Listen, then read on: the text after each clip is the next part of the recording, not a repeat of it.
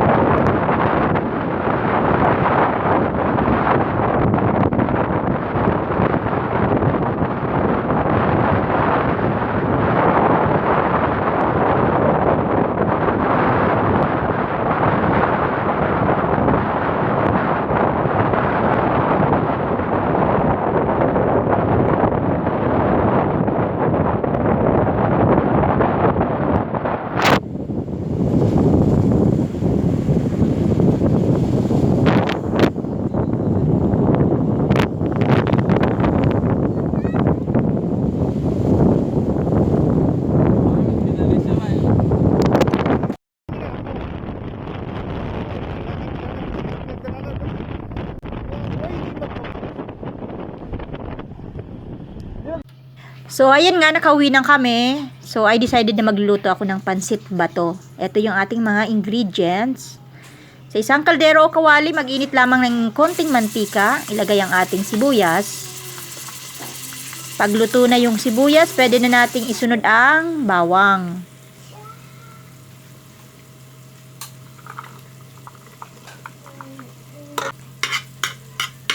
Pag brown na yung bawang, pwede na nating isunod yung sahog. Chicken o kaya baboy, kung anong karning available sa bahay ninyo. Ako ginamitan ko ng chicken. Haluan na natin ng toyo,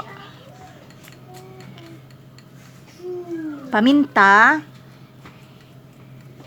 at i-mix lang natin ng konti. Mix, mix, mix. Ayan. So, pagluto na yung manok, pwede na natin ihalo yung ating mga veggies. So, ako ginamit ko carrots lang tsaka cabbage kasi yun lang ang available sa bahay. Nilagyan ko rin siya ng konting patis para malinamnam yung lasa. Ayan. Pwede na natin ihalo yung ating cabbage. So, mas gusto ko half cook lang yung gulay para medyo siya crunchy.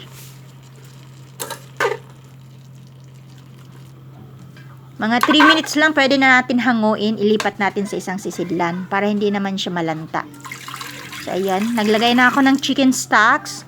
Kung may pinakuluan kayong baboy o kaya buto-buto, yan ang masarap ilagay. So, since wala ako, chicken stocks lang, tsaka naglagay ako ng tubig. Papakuloan lang natin ito. So, ayan nga, gumamit ako ng pressure cooker para mas mapabilis. Kasi nagluluto ako sa electric stove. Ang bagal niya. Ang tagal magluto. So, ginamitan ko siya ng pressure cooker para mas mapabilis yung pagkulo ng tubig. So, ayan na. After nito, pwede na nating ilagay ang ating pancit para maluto.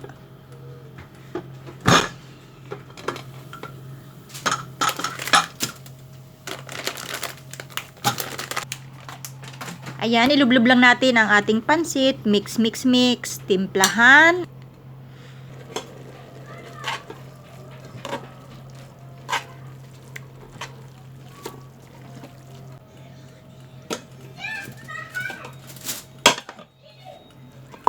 Ayan, pag luto ng pancit, pwede na natin ihalo yung gulay. So, since luto na rin naman yung gulay, ayan, isi-simmer lang natin siya ng 5 minutes and ready to serve.